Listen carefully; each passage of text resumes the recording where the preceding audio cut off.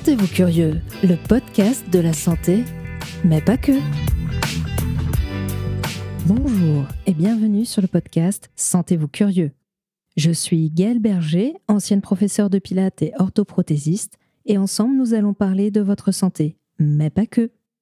Effectivement, mieux comprendre ce qui se passe dans notre corps, c'est pouvoir mieux prendre soin de soi. Aujourd'hui, nous allons reparler du système nerveux que nous avions abordé sans entrer dans les détails dans l'émission précédente, la relation corps-esprit, et plus particulièrement des systèmes nerveux sympathiques et parasympathiques qui appartiennent à la branche autonome du système nerveux. Dans un premier temps, je vous présenterai les grands composants du système nerveux, les neurones, puis nous verrons la différence entre le système nerveux central et périphérique, ce dernier se composant des systèmes nerveux volontaires et autonomes. Alors pas de panique, je vous mettrai un schéma résumant l'arborescence du système nerveux sur les pages Facebook et Instagram du podcast, ainsi qu'un schéma de neurones que nous verrons dans un instant. D'ailleurs, n'hésitez pas à vous abonner, à liker et partager pour soutenir le podcast. Revenons à notre système nerveux. Déjà, il faut savoir que le système nerveux est très important dans le fonctionnement du corps. Gestes volontaires, réflexes, régulation involontaire. Il permet de transporter très rapidement les informations dans tout le corps. Et oui, c'est un peu notre réseau de communication filaire. De là à dire qu'on a la fibre, peut-être pas, mais ça y ressemble. Les principaux composants de ce réseau sont les neurones. On pourrait les représenter un peu comme un arbre. La souche serait le corps du neurone qui traite les informations reçues par les racines, qu'on appelle ici dendrites.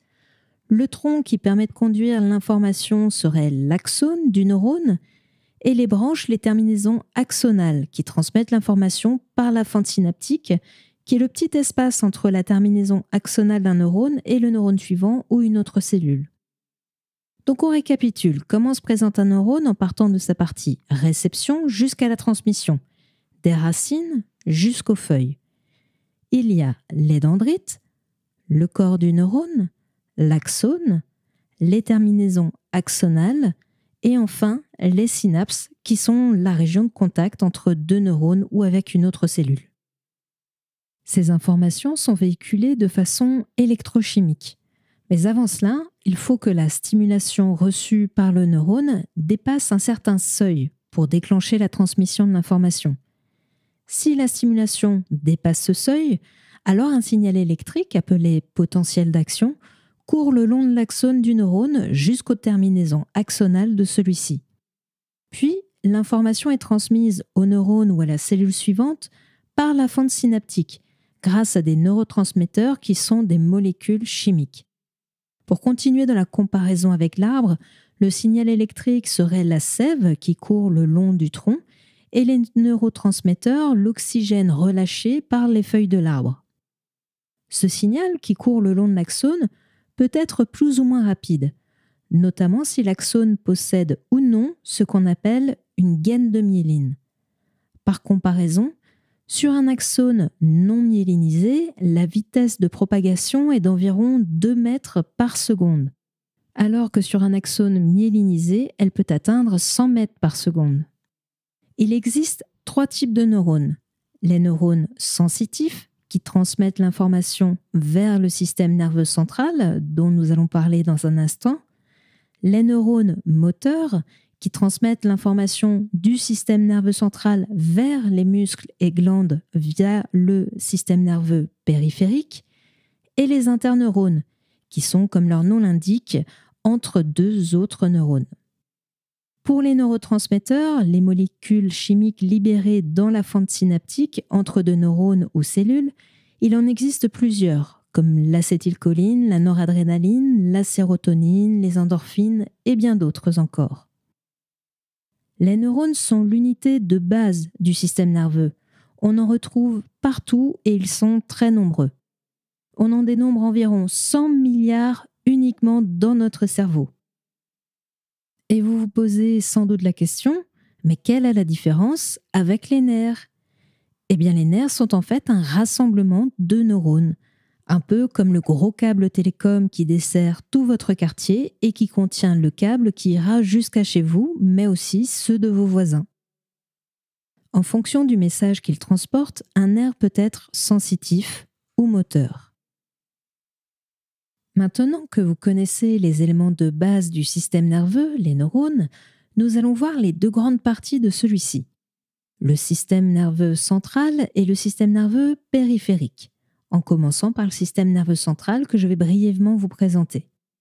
Le système nerveux central est composé de l'encéphale, qui est lui-même composé du cerveau, du cervelet et du tronc cérébral, et de la moelle épinière qui passe par le canal rachidien, le trou à l'arrière des corps vertébraux de vos vertèbres. Toutes les informations vont s'y diriger ou y prendre leur origine. L'encéphale en particulier contrôle la plupart des fonctions du corps. Il est le centre de la mémoire, des pensées, des émotions, mais aussi de la perception, du mouvement, etc. Mais le système nerveux central a besoin de liaison avec l'extérieur pour pouvoir envoyer et recevoir des informations. C'est le système nerveux périphérique. Le système nerveux périphérique est composé des nerfs qui se rattachent à l'encéphale, les nerfs crâniens, et à la moelle épinière, les nerfs rachidiens. Il récupère et achemine les informations vers le système nerveux central, mais aussi du système nerveux central vers la périphérie. Il fonctionne donc du bas vers le haut et du haut vers le bas. Il a donc une voie ascendante et une voie descendante. La première, la voie ascendante, est dite voie sensitive afférente. Elle est composée des récepteurs sensitifs des 5 sens, l'ouïe, l'odorat, le goût, la vue et le toucher, et des sens interoceptifs de l'intérieur du corps. Il détecte les stimuli et lorsque ceux-ci dépassent le seuil de stimulation, envoie des signaux vers le système nerveux central qui les traite et y répond si besoin. La voie sensitive afférente permet donc au système nerveux central d'avoir des informations sur ce qui se passe dans le corps et ses interactions avec l'extérieur. Il va ensuite traiter ces informations pour produire ou non des effets, et cette nouvelle information va être envoyée vers des muscles ou des glandes via la voie descendante ou voie motrice efférente. Petite astuce pour retenir la différence entre les deux voies, on a donc la voie sensitive afférente qui est ascendante et la voie motrice efférente qui produit des effets. La voie motrice efférente envoie donc la réponse du système nerveux central vers les muscles ou les glandes pour produire les effets désirés. La réponse peut passer par deux voies distinctes. L'une consciente, c'est le système nerveux volontaire, appelé aussi système nerveux somatique, et l'autre inconsciente, c'est le système nerveux autonome. Par exemple, lorsque vous trinquez avec des amis, cela passe par le système nerveux somatique. Vous décidez de trinquer et même si c'est à l'eau, c'est vous qui dirigez votre verre vers ceux de vos amis. Votre système nerveux central envoie des informations à vos muscles striés squelettiques, qui sont les muscles de la contraction volontaire, pour que vous puissiez accomplir la mission que vous vous êtes fixée, trinquer. On l'appelle aussi le système nerveux somatosensoriel, car pour que l'action motrice soit précise et régulée, il faut un retour sensoriel de la voie sensitive afférente. C'est une boucle de communication entre la sensation, l'intégration par le système nerveux central et la motricité. En revanche, les battements de votre cœur, votre digestion, votre respiration, cela se fait inconsciemment. C'est votre corps qui contrôle de lui-même ses fonctions involontaires. C'est en quelque sorte du pilotage automatique. Le système nerveux autonome envoie des informations aux muscles lisses, par exemple comme le cœur, et aux autres organes internes. Vaisseaux sanguins, estomac, intestin, foie, reins, vessie, organes génitaux, poumons, pupilles, glandes sudoripares, salivaires et digestives. Un sacré paquet de trucs importants.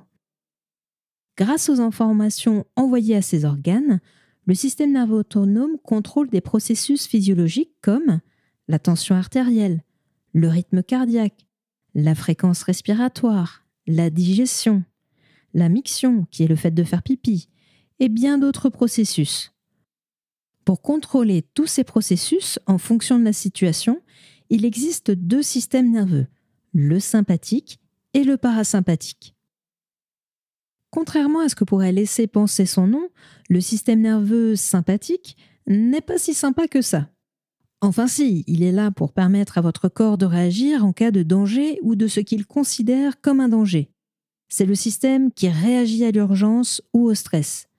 D'ailleurs, encore un petit truc pour retenir son nom. Sympathique, stress, sympathique, beaucoup de S, non ?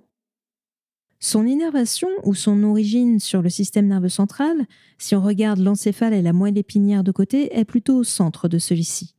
Et son neurotransmetteur principal associé est la noradrénaline.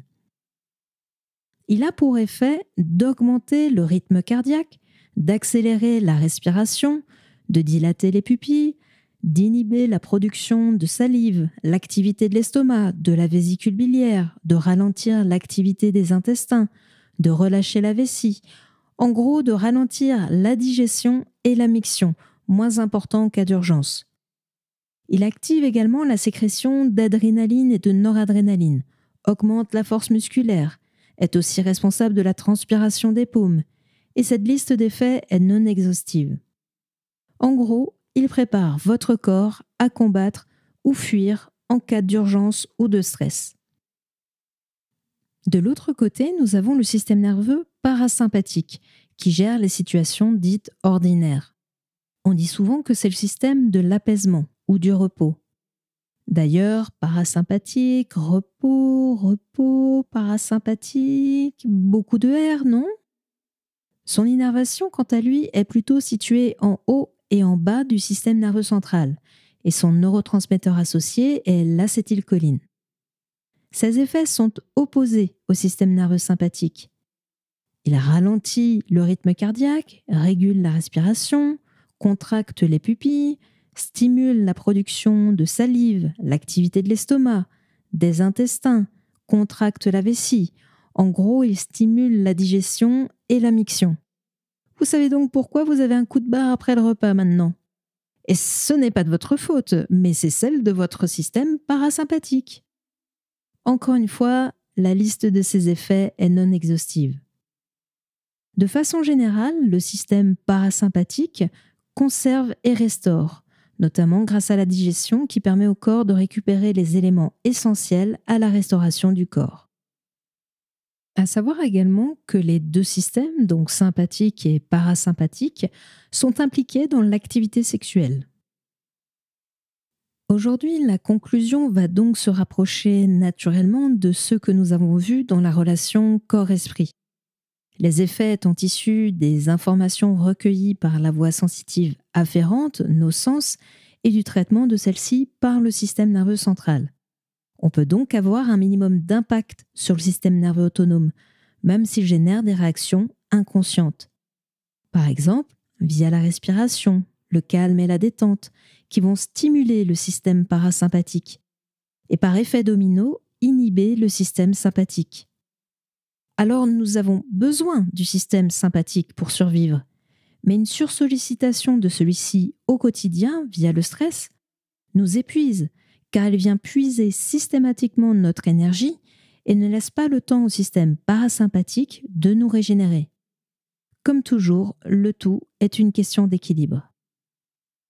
J'espère ne pas vous avoir tapé sur les nerfs et que vous aurez plutôt trouvé cette émission sympathique, voire même parasympathique. Si l'émission vous a plu, n'hésitez pas à vous abonner et à laisser un commentaire. Sachez également que vous pouvez retrouver Sentez-vous curieux sur Facebook et Instagram. J'y poste notamment les schémas résumés de l'émission quand il y en a, mais également des informations, des questions, des sujets à venir. C'est un véritable espace d'échange avec vous. Alors je vous dis à très vite et d'ici là, sentez-vous curieux.